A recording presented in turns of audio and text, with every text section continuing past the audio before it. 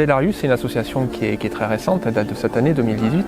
Elle a été créée un petit peu dans la continuité des passions qu'on a tous eues à un moment donné quand on était jeune. C'est-à-dire qu'à un moment donné, on a tous levé les yeux au ciel pour regarder un petit peu ce qu'il y avait à regarder. Souvent c'était la Lune, d'autres fois c'était les planètes. Et l'envie est venue au fil du temps de pouvoir créer quelque chose de nouveau, c'est-à-dire une nouvelle approche de l'astronomie. Non pas uniquement regarder dans un oculaire et voir un petit peu ce qu'on nous présente, mais plutôt d'expérimenter, d'utiliser des instruments par soi-même.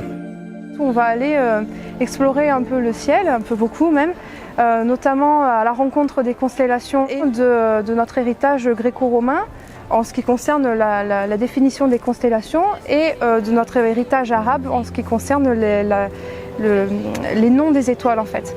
Et chaque étoile a un nom, et chaque constellation a un nom aussi qui est rattaché à la fois à l'imaginaire d'un peuple, d'une culture, mais rattaché également à des histoires, aux contes, aux légendes, à la mythologie. Et de façon générale, en fait, c'est de bien montrer qu'on s'inscrit bien dans une histoire, dans une lignée. Il y a eu des astronomes avant nous, il y en aura après nous, et quelle est notre place dans cet espace-temps-là.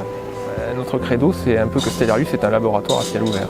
Et ça intègre toutes les sciences qui nous paraissent intéressantes à aborder de manière différente, avec une nouvelle approche.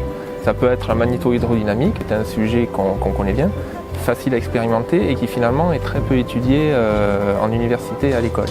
Donc c'est quelque chose d'assez impressionnant finalement, d'agir sur un fluide avec des aimants, avec des petits bouts de métaux et une pile. C'est quelque chose que n'importe qui peut faire chez soi. Et donc c'est quand même une discipline très peu connue, qui est encore au niveau expérimental dans les laboratoires, mais qu'un enfant peut réaliser chez lui. Et ça c'est juste génial.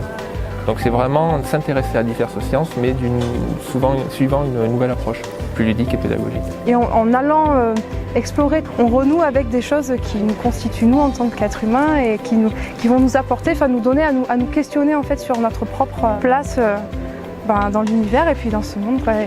L'idée c'est de donner du sens.